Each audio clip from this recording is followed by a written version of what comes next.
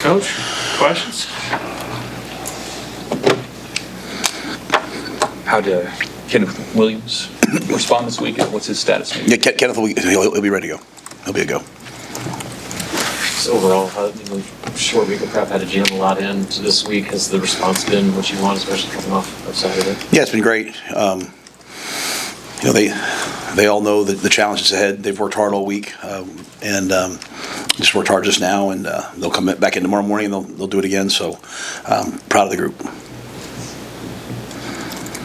TJ's kind of been a veteran almost now with the road starts. I mean, what are the kind of the benefits of having made those two and coming home to make his first home starter? Yeah, I mean, but playing quarterback on the road is difficult. Crowd noise, communication, all those different things. New venue, trying to figure out where the play clocks are. I mean, it's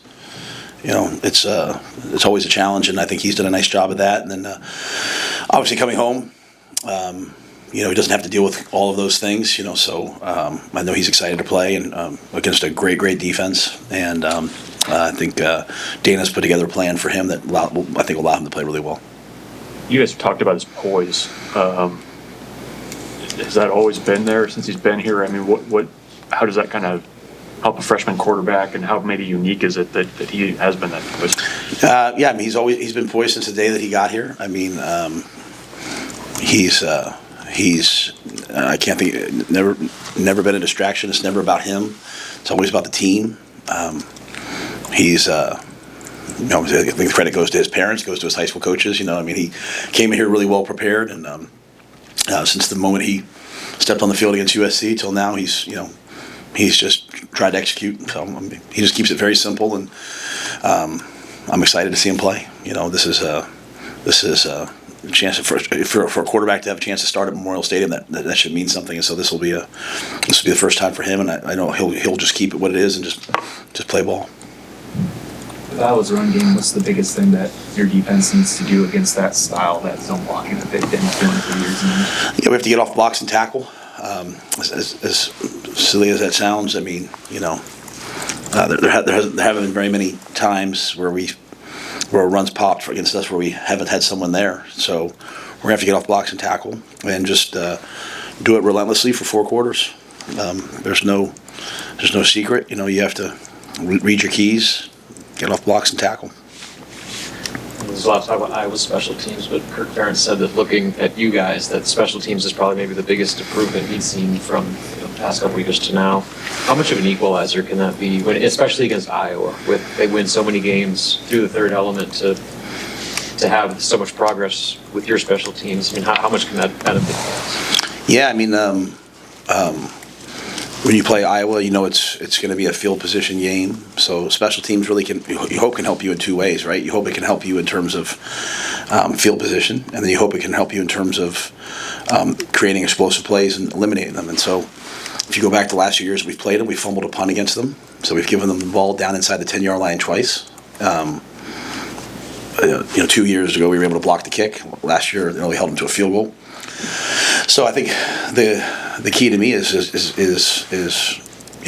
eliminating those negative plays, try to create some explosive plays, but also at the same time just a field position battle. And they do it as well as anybody. We've made tremendous improvement in that area, and we'll have to do that on Friday against really at the end of the day, it's I think 2 of the best returners in college football. In terms of Ja'Cory, I think deserves to be in that conversation as well, and certainly their returner is one of the best I've ever seen. So it'll be a great battle. But we've made a lot of improvement in that area.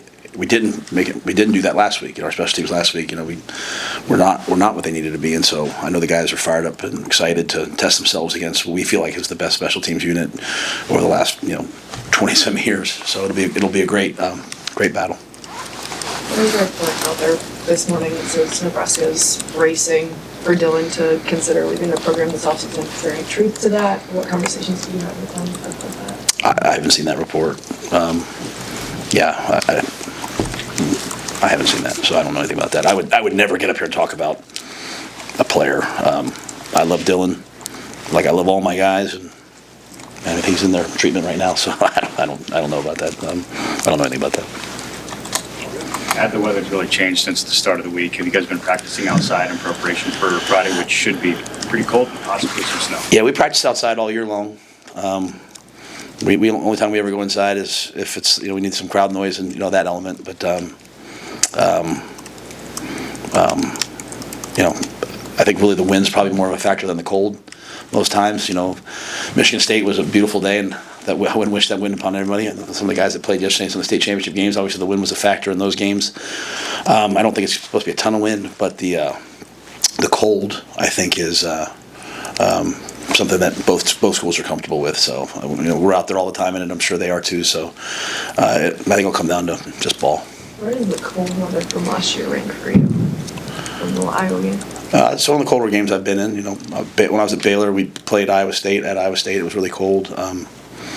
But last year was a really cold ball game. But it was cold for both sides, so we'll put on a jacket, and I know our fans will be there, so it'll be good. Emmett was left off the list of finalists for the Doak Walker Award, and you've been a strong proponent of him to get national recognition. He was slighted, not making at least the finals list.